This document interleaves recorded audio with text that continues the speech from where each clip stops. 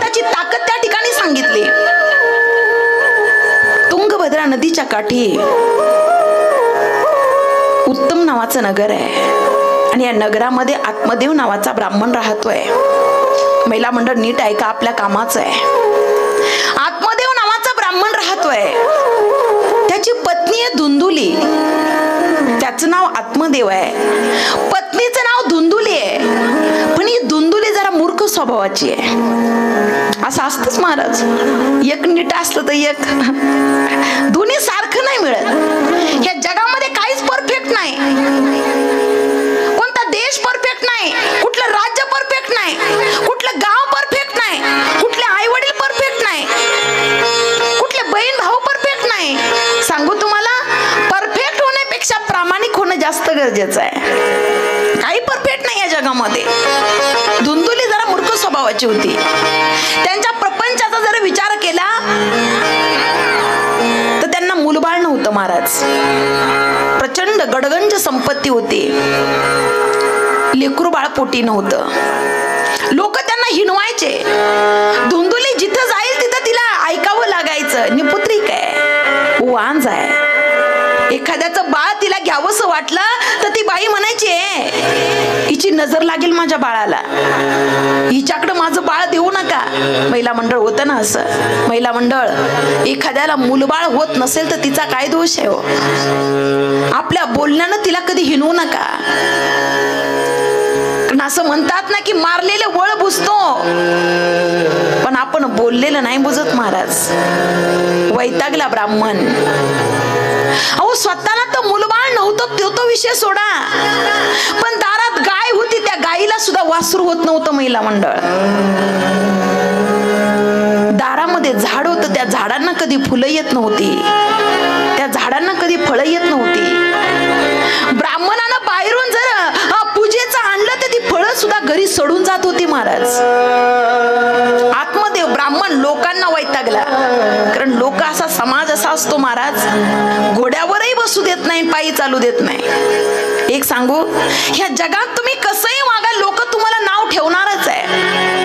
अरे 65 वर्षाचा माणूस विचार करतो, उभं आयुष्य लोक काय म्हणतील, लोक काय म्हणतील, लोक काय म्हणतील जगलो, आणि 65 वर्षानंतर असं मागे वळून पाहिलं आणि मग विचार मनात आला, अरे कोणाला माझं काहीच पडलेलं नव्हतं, मी उगाचच त्यांचा विचार करत होतो. उभं आयुष्य निघून गेला, आता काय फायदा? काही फायदा नाही. आत्मदेवाला वाटलं जगून तरी काय फायदा आहे, या स्वार्थी जगामध्ये जगून फायदा नाही. आत्महत्या करतो म्हटले, नाही जगायचं मला. अरे ज्या समाजात राहायचंय त्या समाजात जर इज्जतच नसेल तर तिथे जगून काय फायदा आहे. लोकांची नजर बदलते महाराज.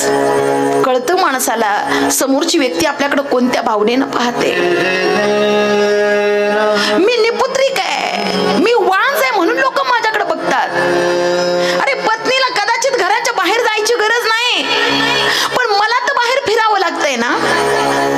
मला तर पूजा अर्चा केल्याशिवाय कसं पोट भरेल महाराज. हा आत्मदेव ब्राह्मण आत्महत्या करण्याकरता निघाला. पुरुष वर्ग, एक सांगू तुम्हाला, आपल्याला लोकांनी मोठं म्हणावं याच्याकरता काही करू नका महाराज. आपली परिस्थिती असेल तसं मुलीचं लग्न करा, आपली परिस्थिती असेल तशी गाडी घ्या महाराज, आपली परिस्थिती असेल तसे आपले घरचे कार्यक्रम करा. लोक काय हो, लोक तुम्ही एखादं मोठं कार्य केलं की लोक म्हणतात वा क्या बात आहे, पण तिथंच जर काही उलट घडलं तर लोक म्हणतात तुला कळत नव्हतं का.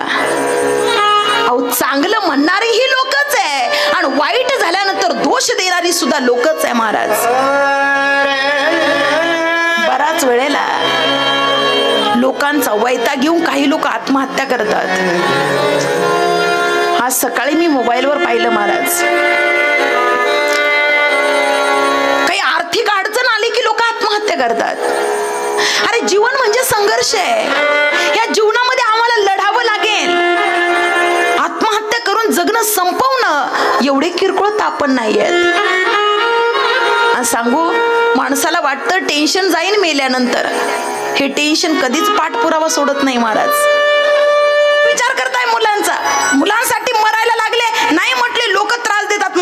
पाहिजे. साधू बाबांनी एक फळ दिलं, म्हटले जा हे फळ तुमच्या पत्नीला द्या. ही धुंदुली पक्की मूर्ख होती महाराज, पक्की मूर्ख स्वभावाची. ब्राह्मण घरी येतात आणि पत्नीला सांगतात हे फळ तू खा, आपल्याला बाळ होईल. हिनं लगेच बहिणीला बोलून घेतलं, म्हटली आमचं हे गेलतं, आमचं हे गेलं होतं. कुठं कुठं गेलं तर माहिती नाही. साधूनं फळ दिलं खा म्हणतंय, यानं मुलगा होईल. ती बहिणीला सांगते, पक्की मूर्ख होती. काय ग म्हटली, हे फळ खाल्लं आणि मला जर गर्भ राहिला आणि मला जर त्या ठिकाणी 4-5 महिने पोटात बाळ वाढलं आणि भूकंप आला तर मी कशी पळू. तर मला खरंच सांगा, हिला खरंच आई व्हायचंय का.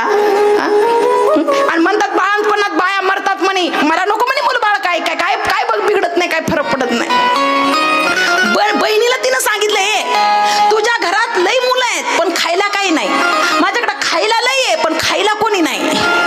एक काम कर, तुला दिवस गेलेत ना, तुझं बाळ मला दे. त्यांचा पूर्ण प्लॅनिंग ठरला. हे प्लॅन पहिल्यापासूनच आताच नाही. प्लॅन ठरला महाराज. झालं तिला 9 महिने 9 दिवस झाले, प्रसूत झाली, मुलगा झाला. तिनं बहिणीला या धुंदुलीला मुलगा देऊन टाकला. त्यांनी ते फळ त्यांनी गाईला खाऊ घातलं होतं. नंतर गाईलाही त्या ठिकाणी मुलगा झाला. महिला मंडळ त्याचे कान गाईसारखे कान म्हणून त्याचं नाव गोकर्ण ठेवलं. हिनं हिच्या नावावरून ठेवलं धुंदुकारी. पक्की ही मूर्ख, त्याच्यातून तो धुंदुकारी डबल मूर्ख आहे की नाही. बाळाचे पाय पाळण्यात दिसतात. ब्राह्मण पूजा करायला लागले, आत्मदेव की तो गोकर्ण जाऊन बसायचा पूजा करण्याकरता. आणि हा धुंदुकारी घरी कोणी आलं का कोणाच्या बुटात माती टाक, कोणाला शिव्या दे, कोणाला काय तो कोणाला काय, आहे की नाही. पापी असणारा हा धुंदुकारी जसा मोठा होईल तसं आत्मदेवाला दिसायला लागलं. आत्मदेव ब्राह्मणाला साधूचे वाक्य आठवले. अरे बरोबर आहे, साधू बोलत होते ते बरोबर आहे. काही मुलांच्यात काही त्या ठिकाणी सुख नाहीये.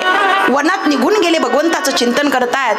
आत्मदेव निघून गेले. गोकर्णजी महाराज त्या ठिकाणी तीर्थयात्रा करण्याकरता जातात. हा धुंदुकारी वाईट संगतीला लागला, 5 वेश्यांच्या नादी लागलेला आहे. आईला धन मिळत नाही म्हणून आईच्या पाठीमागे पळायला लागला. आई विहिरीत पडली, आईचा प्राण गेला. आणि असा असणारा हा धुंदुकारी 5 वेश्यांना त्यांनी घरी आणलं. त्यांनी विचार केला, हा आता चोऱ्या करतोय, राजा आपल्याला पकडेल. त्यांनी 5ही जणींनी त्याच्या तोंडामध्ये विस्तव टाकला, खड्डा खोदला आणि त्याच्यामध्ये त्याला पुरून टाकलं. महाराज, महिला मंडळ वाईट संगती आहे.